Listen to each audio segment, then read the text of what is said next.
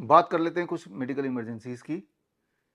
मान लो एक कुत्ता काट ले, आपको ही काट ले या आपके सामने किसी को काट ले, तो क्या करेंगे आप? उसी वक्त क्या करेंगे? दर्द भी हो रहा है, खून भी बह रहा है, तो आपके दिमाग में ये डाला गया है, भूसा डाला गया है कि भाई वैक्सीन लगाओ, डॉक्टर के पास ले जाओ, इंजेक्शन लगाओ। लेकिन क्या उससे कोई फ़ायदा होगा? फ़ायदा नहीं होगा, ये तो श्योर है, नुकसान ज़रूर हो जाएगा। एक तो ले जाते वक्त अगर उस कुत्ते के काटने की वजह से कोई वायरस बॉडी में एंटर कर ही गया है, तो वो तो अपने ट्रैवल कर रहा है, it is going towards the head, पूरे सर्कुलेशन में ट्रैवल कर रहा है उसी वक्त।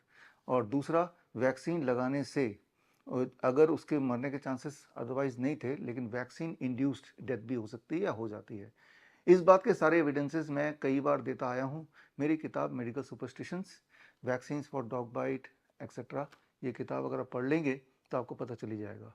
तो जो प्रचलित है ज़रूरी नहीं कि वो सेफ हो, जो प्रचलित है ज़रूरी नहीं कि वो साइंटिफिक हो।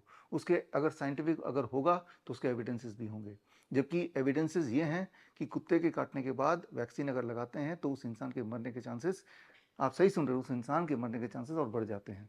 तो ऐसे में आप क्या करेंगे, ये जानते हुए कि हॉस्पिटल ले जाएंगे या डॉक्टर के पास ले जाएंगे तो हालत और गंभीर हो ही जानी है, हो ही जाती है। ऐसे सबूत ढेरों हैं, ढेरों सबूत हैं। क्या करेंगे आप?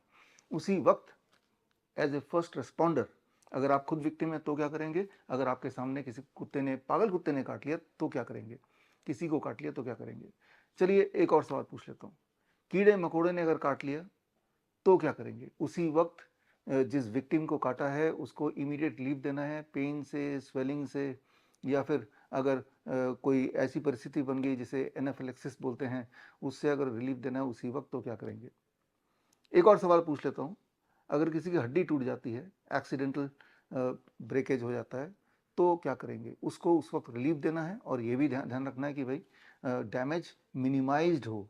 अगर उसके हाल में छोड़ दें, अगर हम इस सोच में पड़ जाएं एम्बुलेंस आएगी, एम्बुलेंस ले जाएगी तभी कुछ होगा, तो याद रखिए ये जो सारी परिस्थितियां हैं इसमें कुछ मिनट या कई बार कुछ सेकंड का ही आपके पास मोहलत होती है, उतने में ही काम करना है। एक सवाल और पूछ लेता हूँ। मान लो किसी को सिर पे चोट लग जाती है, अब चोट से ब्लीडिंग हो रही है, उस ब्लीडिंग को मिनिमाइज करने के लिए उस इंसान को किस पोस्चर में रखेंगे? उसे लिटाएंगे, बिठाएंगे, किसी एंगुलर पोजीशन पर रखेंगे? ये बहुत छोटी सी बात है, लेकिन ये बहुत महत्वपूर्ण है। कई बार ये लाइफ एंड डेथ के बीच का फैसला भी करता है कि उस वक्त एट दैट मोमेंट आप क्या कर रहे हैं। तो यहाँ पे आती है बात हमारे नए कोर्स का नाम है help, HELP, handling emergencies, life support and pen.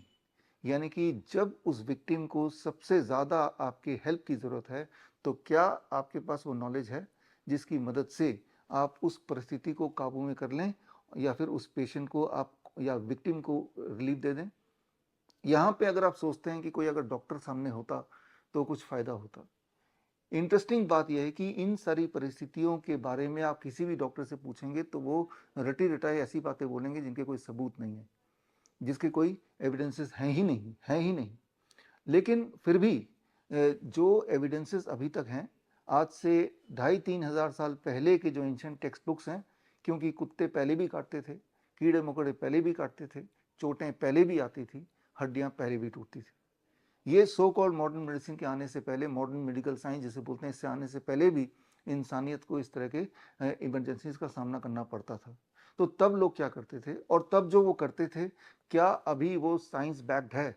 क्या उसके सबूत आज के ज़माने के मेडिकल साइंस के अकॉर्डिंग है? The answer is yes. तब बहुत सारी चीज़ें जो टेक्स्ट में लिखी हैं उसको दोबारा दोबारा प्रूव किया गया कि येस इट वर्क्स, एंड अक्सर ये देखा गया कि सिर्फ यही काम करता है। और जो अदरवाइज जो एक ढांचा बनाया हुआ है कि कुछ भी हो जाए इमरजेंसी तो पहले तो एम्बुलेंस को कॉल करो, फिर एम्बुलेंस आएगा, फिर लेके जाएंगे, यहाँ पे आपको समझना पड़ेगा द गोल्डन आवर। बल्कि मैं तो बोलूँगा एक घंटा भी नहीं है इंसान के पास, कभी मिनट होता है, कभी कुछ सेकंड होता है। मान लो गलती से कोई पॉइजन इंजेस्ट कर लेता है और उस वक्त उसकी हालत आपकी आंखों के सामने बिगड़ जाती है, तो क्या करेंगे आप? ये सारी वो परिस्थितियां हैं जिसके लिए ना तो आप तैयार हैं और ना ही किसी डॉक्टर को तैयार किया जाता है।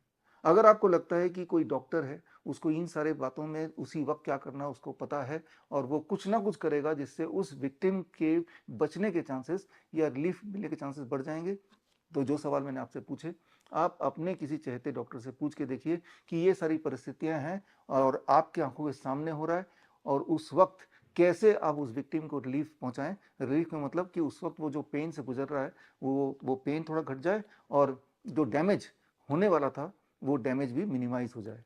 तो ऐसे अधिकतर परिस्थितियों में इवन बड़े से बड़े सो कॉल्ड डॉक्टर्स के भी हाथ पैर फूल जाते हैं। वो तो बोलेगा एम्बुलेंस आएगी, एम्बुलेंस आएगी, उस विक्टिम को उठा के लेके जाएगी।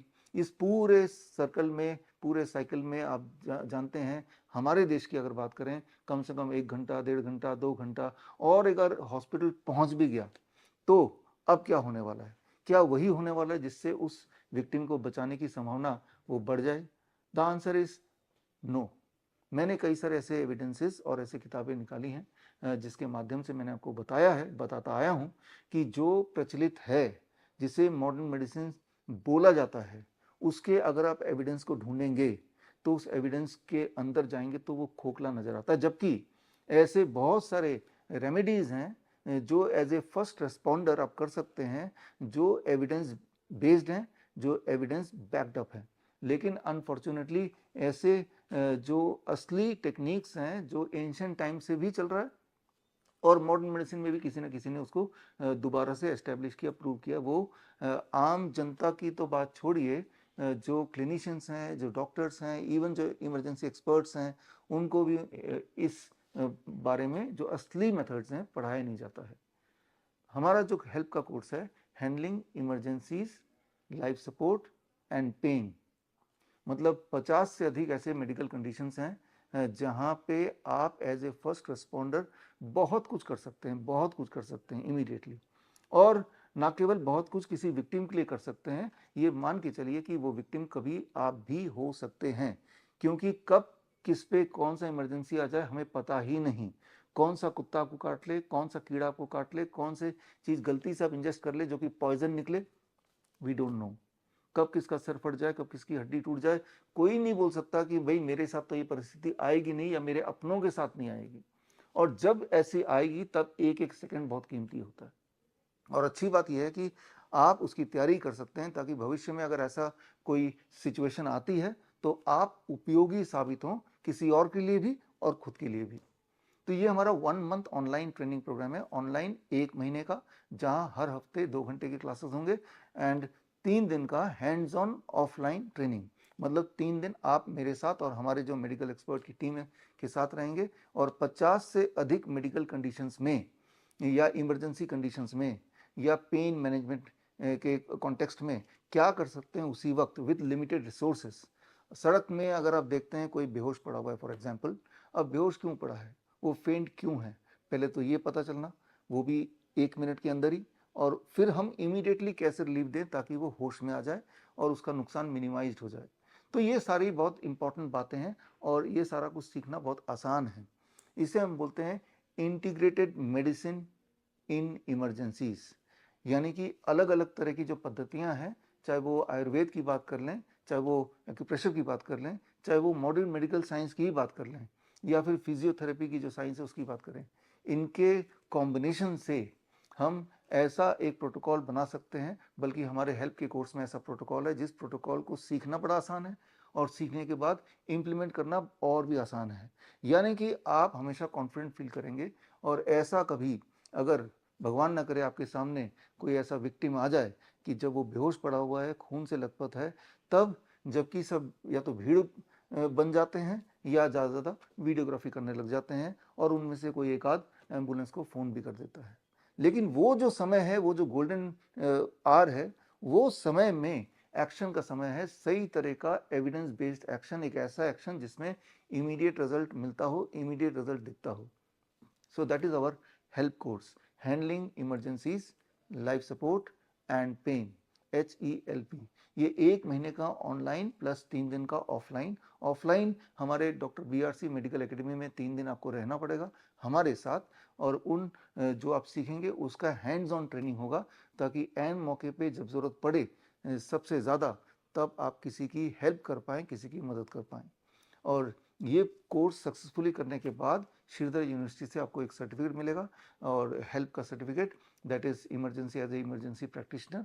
खास तौर पे अगर आप कोई डॉक्टर हैं, क्लिनिशियन हैं, डाइटिशियन हैं, लाइफ कोच हैं, तो और लोगों का आपसे एक्सपेक्टेशन थोड़ी और बढ़ जाती है।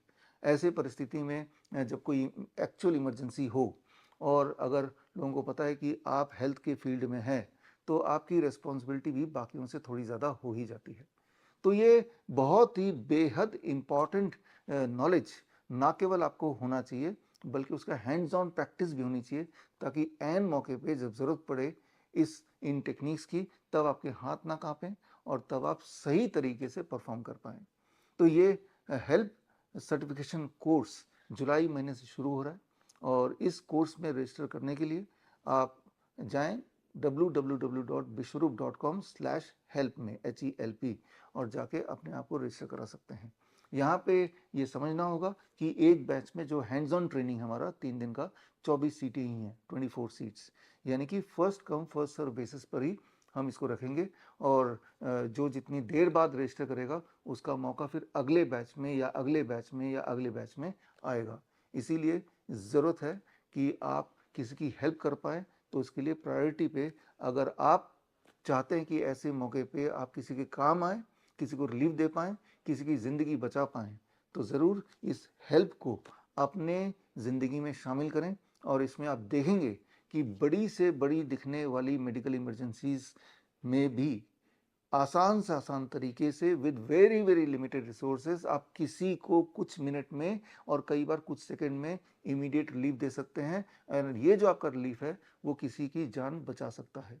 तो खैर, मैं मिलूंगा आपको हेल्प के कोर्स में online and offline. All the best. Thank you. जय हिंद।